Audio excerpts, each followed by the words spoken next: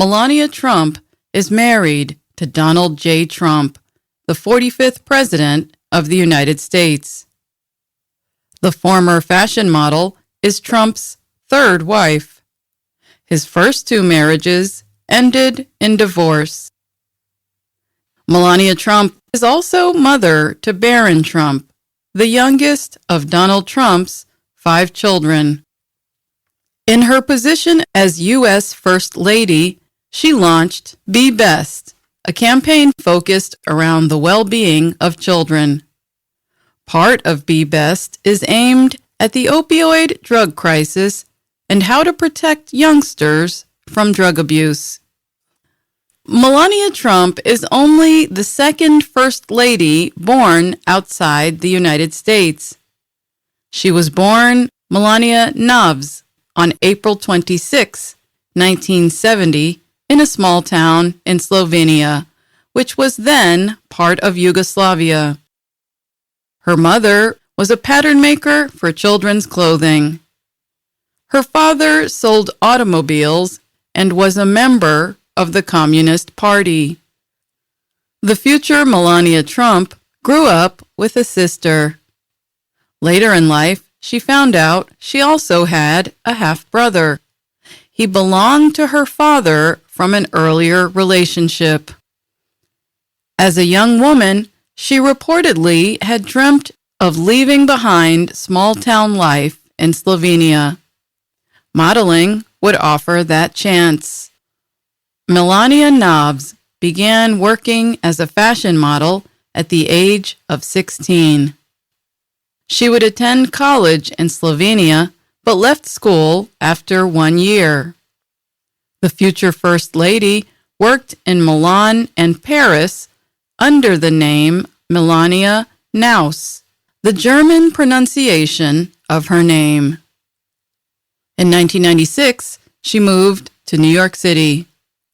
There, she modeled for several advertising campaigns and publications, including for Max, a French magazine, and the British version of GQ. She met Donald Trump at a fashion industry party in 1998. 7 years later, in 2005, the two were married in Palm Beach, Florida. A year later, she gave birth to a son, Barron. She also became a naturalized U.S. citizen. In 2010, Melania Trump served as the chairwoman for the American Heart Association. She helped the group raise $1.7 million for research. The same year, she launched her own jewelry collection. During Donald Trump's first presidential campaign in 2016, reporters and other Americans began asking questions about Melania's private life.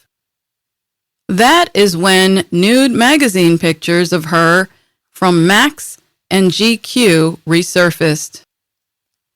As her husband pressed for controversial immigration reforms, critics also questioned her legal right to work as a model when she arrived in New York City. Melania Trump also made news during the 2016 Republican National Convention. Parts of the speech she gave were found to be very similar to parts of Michelle Obama's 2008 speech at the Democratic National Convention. Not long after, Trump's speechwriter claimed responsibility for the mistake.